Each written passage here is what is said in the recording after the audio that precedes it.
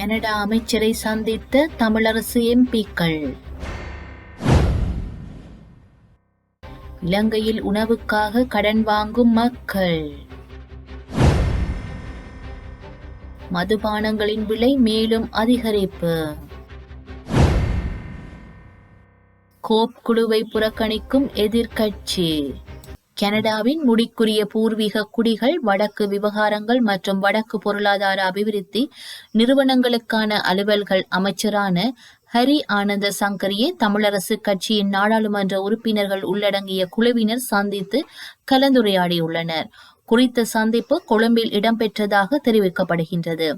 இந்த கலந்துரையாடலில் தமிழரசு கட்சியின் பொதுச் செயலாளர் சத்தியலிங்கம், ஸ்ரீநேசன், ஸ்ரீநாத், குகதாசன் மற்றும் ரவிகரன் ஆகியோர் கலந்து கொண்டுள்ளனர்.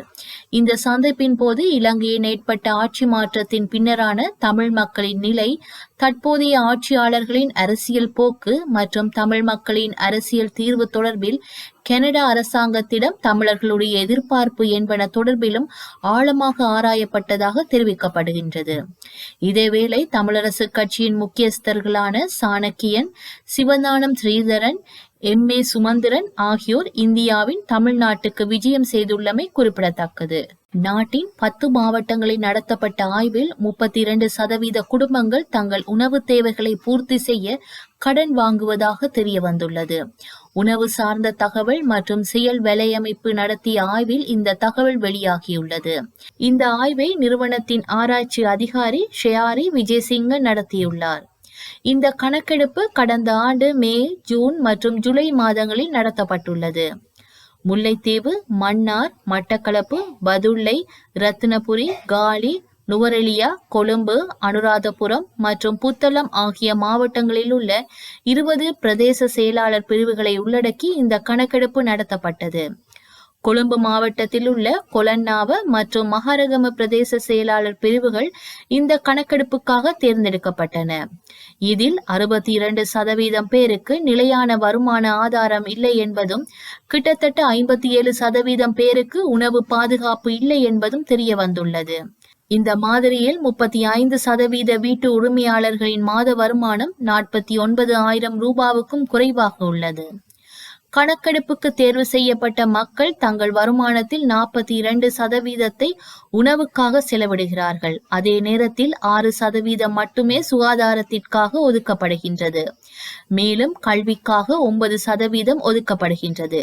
கணக்கெடுக்கப்பட்ட குழுவில் 31.7% உணவு வாங்க கடன் வாங்கியுள்ளதாகவும் தெரிவிக்கப்படுகின்றது. தங்க நகைகளை அடகு வைப்பதன் மூலமோ, தங்களிடம் இருந்த சொத்துக்களை விற்பதன் மூலமோ அல்லது கடன் வாங்குவதன் மூலமோ உணவுக்கான பணத்தை தேடுவதாகவும் கண்டுபிடிக்கப்பட்டுள்ளமை குறிப்பிடத்தக்கது.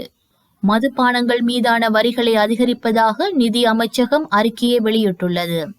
இந்த கலால் வரி அதிகரிப்பை நிதி அமைச்சராக இருந்த ஜனாதிபதி அனுரகுமார திசாநாயக்க நடைமுறைப்படுத்தியுள்ளார். அதன்படி மதுபானங்களின் விலை 6% அதிகரிக்கப்படும் என கூறப்படுகின்றது. மதுபானத்தின் விலை இன்னும் நுகர்வோருக்கு கட்டுப்படியாகாததாக இருப்பதாகவும், மக்கள் சட்டவிரோத மதுபானங்களை நோக்கி அதிகளவில் திரும்புவதாகவும் கடந்த காலங்களில் தொடர்ச்சியாக செய்திகள் வந்துள்ளன. இத்தகைய பின்னணியில் தான் மதுபானங்கள் மீதான வரிகள் மீண்டும் அதிகரிக்கப்பட்டுள்ளன. இந்த வரி உயர்வு ஜனவரி மாதம் 10ஆம் திகதி நள்ளிரவு முதல் அமலுக்கு வந்துள்ளது. அரசாங்க பொறுப்பு முயற்சிகள் பற்றிய குழுவை புறக்கணிக்க எதிர்க்கட்சி தீர்மானித்துள்ளதாக ஐக்கிய மக்கள் சக்தியின் பாராளுமன்ற உறுப்பினர் அஜித் பி. பெரேரா தெரிவித்துள்ளார். பாராளுமன்ற குழுவுக்கு உறுப்பினர்களை நியமிப்பதில் பாரம்பரிய நடைமுறைகள் மீறப்பட்டதால் இந்த நடவடிக்கையை மேற்கொள்ள வேண்டிய நிலை ஏற்பட்டதாக அவர் குறிப்பிட்டுள்ளார். கோப் குழு தலைவர் பதவிக்கு ஒருமனதாக நியமனம் செய்யப்பட்டதாக கூறப்பட்டாலும் அது ஆளும் கட்சி நாடாளுமன்ற உறுப்பினர்களின் பங்கேற்புடன் மட்டுமே செய்யப்பட்டதாக அவர் கூறியுள்ளார். தற்போதைய சூழ்நிலையில் ஏனைய பாராளுமன்ற குழுக்களின் பங்கேற்க போவதில்லை என்ற நிலைப்பாட்டில் எதிர்க்கட்சியும் இருப்பதாக அவர் குறிப்பிட்டுள்ளார்.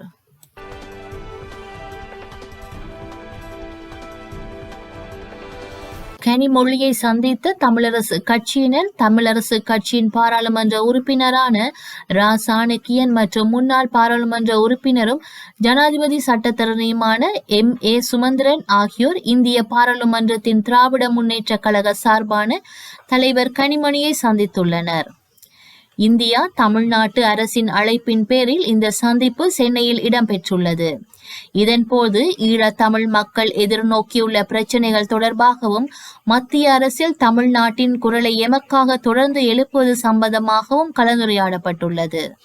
உலகில் உள்ள அனைத்து மக்களும் HMPV வைரஸ் குறித்து எச்சரிக்கையாக இருப்பது அவசியம்.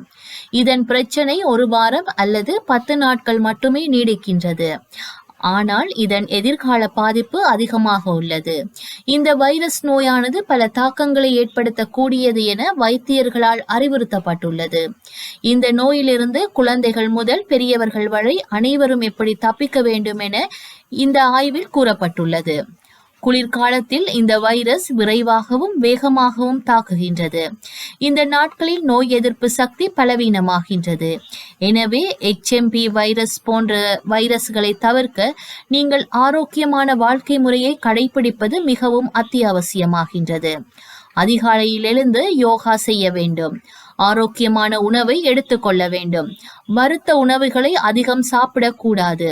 கூடுமானவரை நித்திரை கொள்ள வேண்டும் மற்றும் ஒரு நாளைக்கு 4 லிட்டர் தண்ணீர் வரை குடிக்க வேண்டும். அடிக்கடி கைகளை கழுவிக்கொண்டே இருக்கவும். யாருக்காவது சளி இருந்தால் முகமூடி அணிய வேண்டும். கைகளை எப்பொழுதும் சுத்தமாக வைத்துக் கொள்ள வேண்டும். வீட்டில் சமைத்த புதிய உணவுகளையே உண்ண வேண்டும். சூடான மற்றும் புதிய உணவை உண்பது பல நோய்களின் ஆபத்தை குறைக்கின்றது. எப்போதும் பசியுடன் இருப்பதை விட எப்போதும் குறைவாகவே சாப்பிட வேண்டும். உங்கள் உணவில் நிறைய சாலட் மற்றும் புதிய பழங்களை சேர்க்க வேண்டும். உணவுடன் புதிய தயிர் அல்லது மோர் சாப்பிடுவதை எப்போதும் உறுதிப்படுத்திக் கொள்ள வேண்டும். அத்துடன் தினமும் உடற்பயிற்சி செய்ய வேண்டும். இதன் மூலம் உங்களை கட்டுக்கோப்பாக வைத்துக் கொள்ள முடியும். இது தவிர திடீரென்று உங்களுக்கு லேசான சளி பிரச்சனை வந்தால் நீராவியில் கொஞ்சம் ஆவி பிடித்தல் வேண்டும்.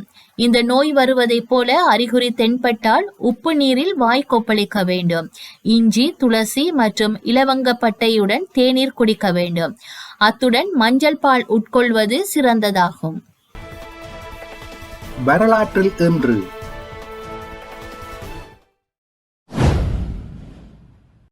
1967 நடிகர் MR ராதா துப்பாக்கியால் சுட்டதில் MGR ராமச்சந்திரன் படுகாயமடைந்தார். 2004 உலகில் மிக பெரும் பயணிகள் கப்பலான குயின் மேரி 2 தனது முதல் பயணத்தை ஆரம்பித்தது. 2006 25 ஆண்டுகளுக்கு முன்னர் திருத்தந்தை அருள் சின்னப்பரை சுட்டு காயப்படுத்திய மெகுமேது அலி ஆக்கா என்பவர் துருக்கிய சிறையில் இருந்து விடுவிக்கப்பட்டார். 2010 ஹெய்ட்டியில் நிலநடுக்கம் ஏற்பட்டதில் 1 லட்சம் பேர் வரை உயிரிழந்தனர். தலைநகர் போர்ட்டோ பிரின்ஸின் பெரும் பகுதி அழிந்தது. 2015 கெமரூன் கொலப்பாட்டா நகரில் அரச படைகள் நடத்திய தாக்குதலில் 143 போகோ ஹராம் போராளிகள் கொல்லப்பட்டனர். செய்திகளை உடனுக்குடன் தெரிந்து கொள்ள உடனே சப்ஸ்கிரைப் செய்து பெல் பட்டனை கிளிக் பண்ணவும். மேலதிக செய்திகளை தமிழ் தாய் இணையதளத்தில் பார்வையிடலாம்.